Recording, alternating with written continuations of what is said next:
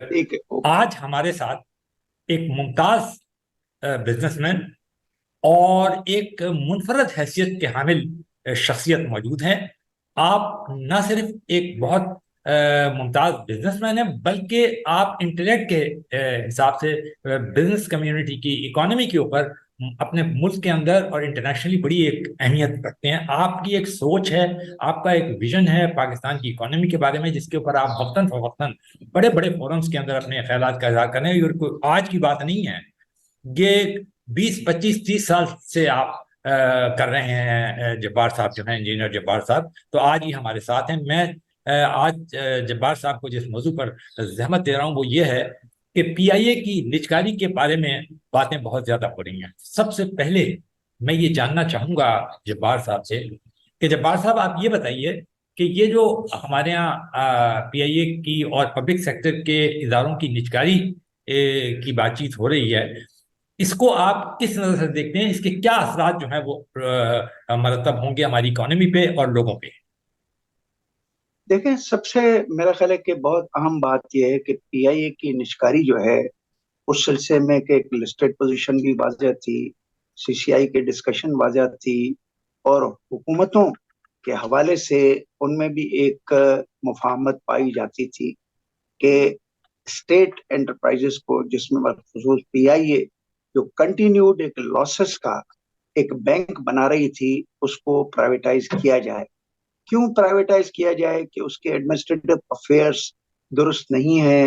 کیوں پرائیویٹائز کیا جائے؟ کہ وہاں پہ ایک ایکسیس امپلائمنٹ ہوئی ہے. کیوں پرائیویٹائز کیا جائے؟ کہ روز بلکہ ہر مہینے میں چند فیک ڈگری ہولڈرز جو ہے ان کے کیسز ہم دیکھتے ہیں کہ کورٹوں میں چلتے ہیں. کیوں پرائیویٹائز کیا جائے؟ کہ اس کو ایک پروڈنٹ فائنینشلی ایک ویل اینڈ ساؤنڈ آرگنائزیشن کے مطالبات کے مطابق نہیں چلایا گیا. کیوں پرائیویٹائزیشن کیوں جائے؟ کہ حکومتیں قاصر تھیں کوئی اکاؤنٹیبلٹی کرنے سے.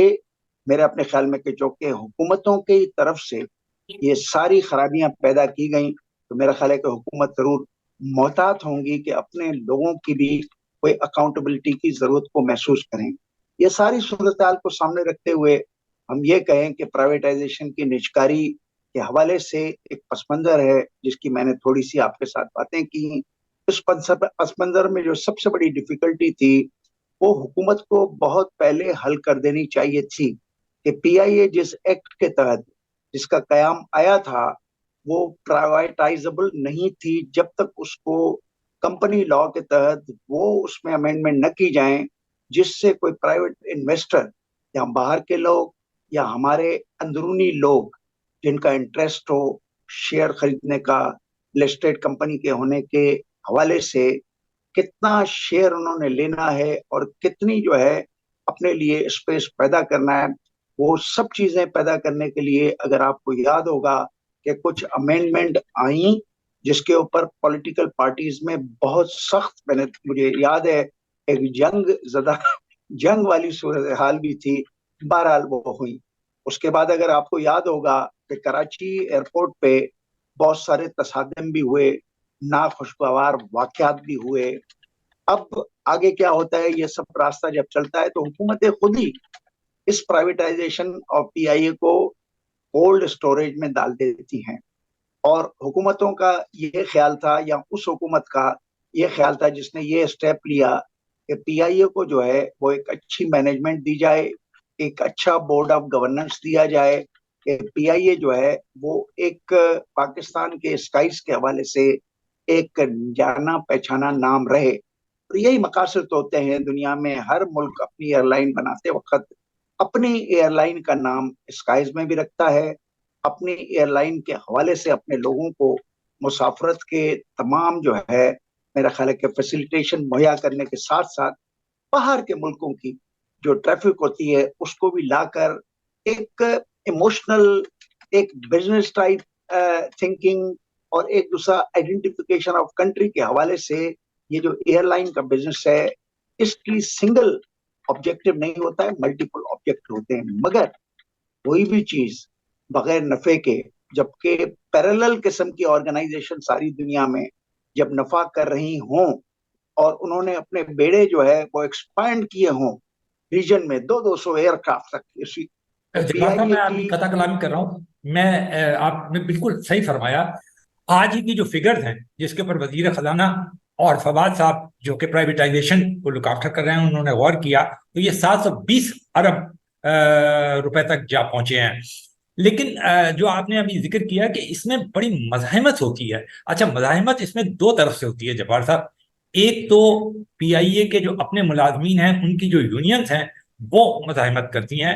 और दूसरे आपने बताया कि पॉलिटिकल पार्टीज, मैं मुझे भी पता है पॉलिटिकल पार्टीज बड़ी मज़ाहिमत करती हैं, क्योंकि इसकी एक बड़ी वजह ये रही है कि उन्होंने पीआईए या पब्लिक सेक्टर ऑर्गेनाइजेशंस को अपनी सियासी मकासद के लिए, वहां पर मुलाजमतें दिलाने के लिए, सियासी फायदे उठाने के लिए इस्तेमाल किया।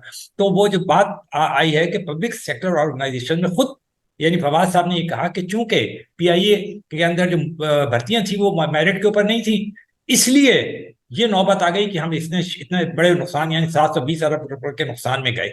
तो मैं आपसे ये पूछना चाहता था, आप एक बाअमल बिजनेसमैन है, मतलब आप जानते हैं कि किस तरीके से इन मामला को आगे बढ़ाया जाए, सिर्फ थ्योरी ही नहीं पेश करते आप।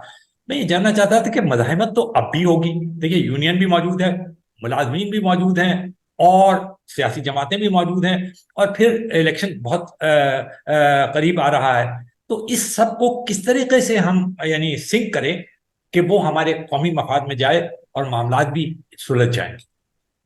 मगर फिर बात दरअसल ये है कि इस किस्म के इख्तलाफात जब इस ट्रांजिट पीरियड में होते हैं तो इन्वेस्टर्स का कॉन्फिडेंस जो है वो मजबूत नहीं होता है। हम अब दूसरी तरफ पीआईए की अगर बात करें तो आपने बिल्कुल दुरुस्त कहा। ख्वाजा आसिफ ने ये फिगर जब 700 की कही तो कहा जी 86 अरब रुपए, तो इसके ऊपर सिर्फ इंटरेस्ट बेयरिंग कॉस्ट है।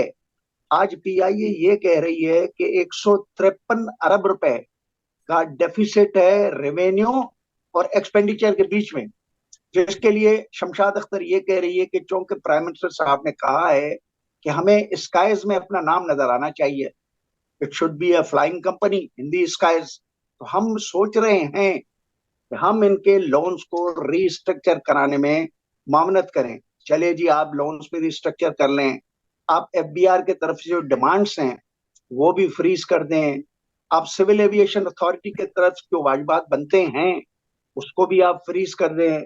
मगर आगे क्या? प्रॉब्लम यह है कि पीछे क्या था?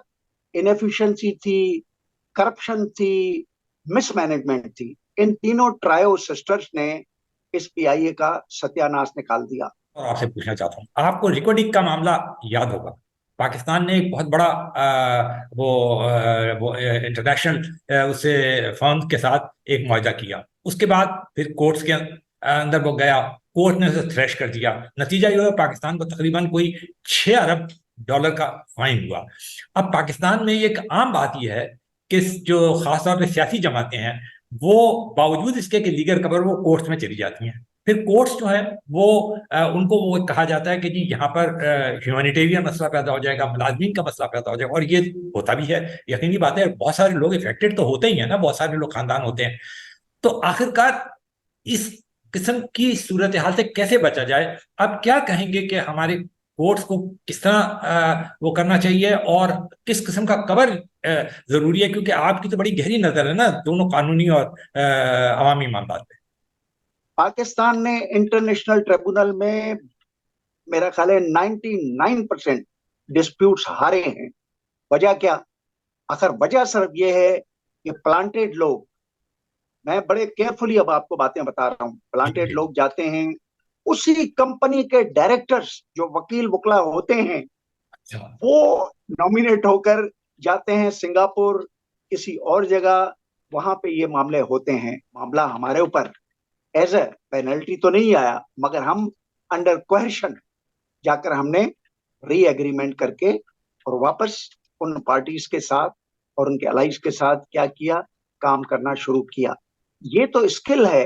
देखें, बात दरअसल ये है कि नेगोशिएटिंग स्किल में दो चीजों की जरूरत होती है, नॉलेज और ऑनेस्टी, और अपने मुल्क से प्यार।